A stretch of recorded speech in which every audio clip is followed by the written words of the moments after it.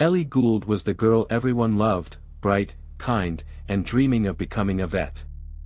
But on May 3, 2019, her life ended in her own kitchen, stabbed 13 times by someone she sat next to in class. The killer? A quiet boy named Thomas Griffiths, whose obsession turned deadly when Ellie started dating someone else.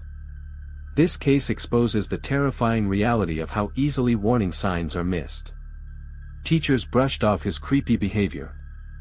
Friends' concerns were dismissed as drama. And now, Ellie's family fights to change the law so no other girl suffers her fate. We investigate shocking crimes like this every 3 days. If you think it couldn't happen here, think again.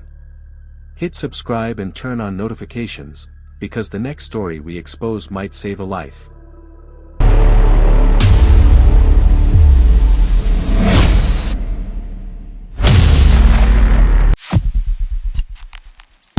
Ellie Gould wasn't just a headline, she was the girl who brought homemade cupcakes to every birthday, who cried when her rescue rabbit got sick, and whose laugh, a loud, snorting giggle, made her friends call it the Ellie Echo.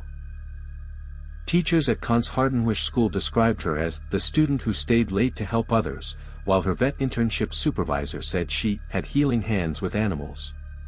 Her Instagram showed a typical teen life: messy homework spreads, sunset selfies with her golden retriever Max, and a prom dress she'd sewn herself. But behind the smiles, there was one dark shadow: Thomas Griffiths, the quiet boy in her chemistry class who'd begun leaving notes in her locker. Friends noticed how he'd mimic her outfits, wear her favorite color every Tuesday, she'd mentioned it once, and once followed her home, just to see where you live. Ellie's last morning was painfully ordinary. She forgot her lunch, texted her mom, "Can you leave pasta in the microwave?" and waved to Griffiths in the hallway, unaware he'd already planned to skip school that day.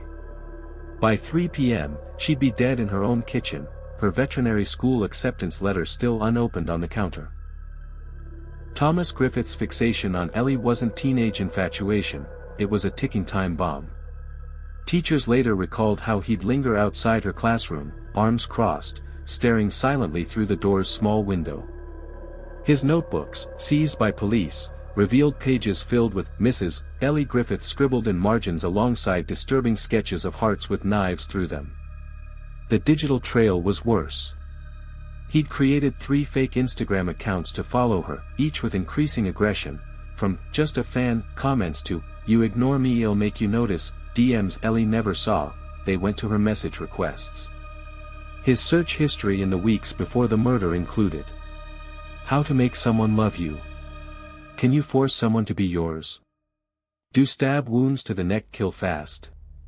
But the breaking point came on April 28, 5 days before the murder.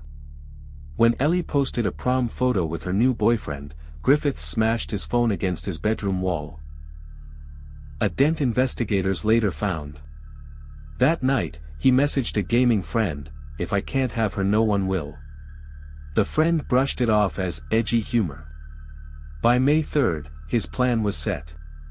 He faked stomach pain to leave school early, changed into black to hide blood, and took the kitchen knife his own mother had washed that morning. For 47 minutes, he waited in Ellie's empty house, pacing, rehearsing speeches, and ultimately choosing violence when she walked in, confused, holding her forgotten lunch bag. Ellie walked into her kitchen at 3:15 p.m., still humming the song that had played through her earbuds on the walk home.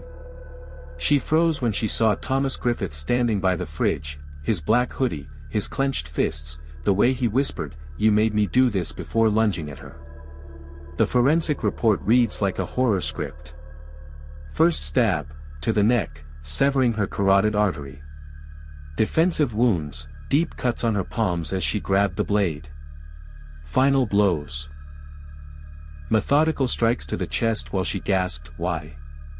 Griffiths would later tell police it was fast, but the blood spatter told a different story. Ellie had stumbled backward, knocking over a chair, before collapsing near the microwave where her reheated pasta still spun silently. Then came the chilling aftermath. Griffiths washed the knife in the sink, leaving Ellie's blood in the drain trap. Changed into spare clothes from his backpack. Texted a friend, need to clear my head, going for a walk. Returned to school by 3:45 p.m., joining his classmates for afternoon registration. The only trace of his crime. A single teardrop-shaped bloodstain on his left shoe, later matched to Ellie's DNA. When asked why he cried, he shrugged, maybe the onions from lunch. The courtroom became a pressure cooker when Griffiths took the stand. His loss of control defense crumbled under 3 damning revelations. Prosecutors recovered his phone history. Best knife for quick kill, searched 2 days before. A Notes app draft, Ellie will love me or no one will. His chemistry teacher recalled him sketching knives during Ellie's presentations. When confronted, he'd said, just doodles. She inspires me. He claimed the black hoodie was for Jim, until CCTV showed him buying it the morning of with cash. The trial's most explosive moment. When Ellie's mother stood holding her daughter's blood-stained veterinary acceptance letter, screaming, "This is what you took," as Griffith stared at the ceiling. The jury deliberated just 4 hours. Guilty. But the outrage came with the sentence, minimum 12.5 years, meaning he could walk free by age 30. As the judge spoke, someone in the gallery yelled, "She got life." A raw truth that still haunts Ellie's town today. The signs were there, but no one connected the dots until it was too late. Teachers later admitted Griffiths had been suspended months earlier for threatening another student with scissors, whispering, "I could make you disappear." The incident was logged as teenage drama, never flagged to police. Friends knew something was off.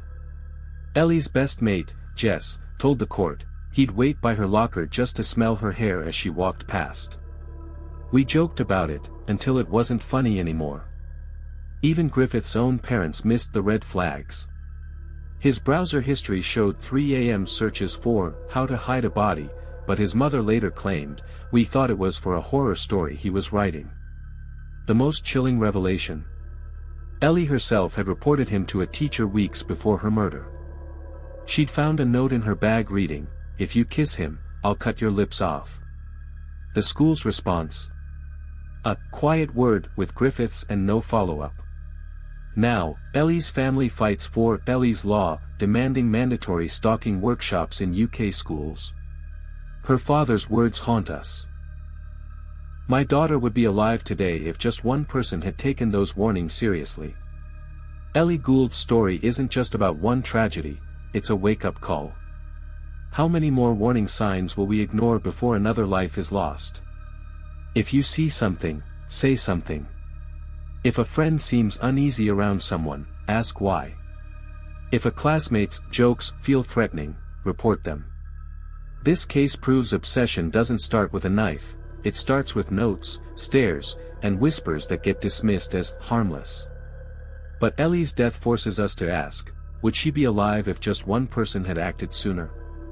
We expose real crimes like this every 3 days, not for shock value, but because stories like Ellie's demand change. Hit subscribe and turn on notifications so you never miss a case that could save a life. And if you take one thing from this video, let it be this: trust your gut.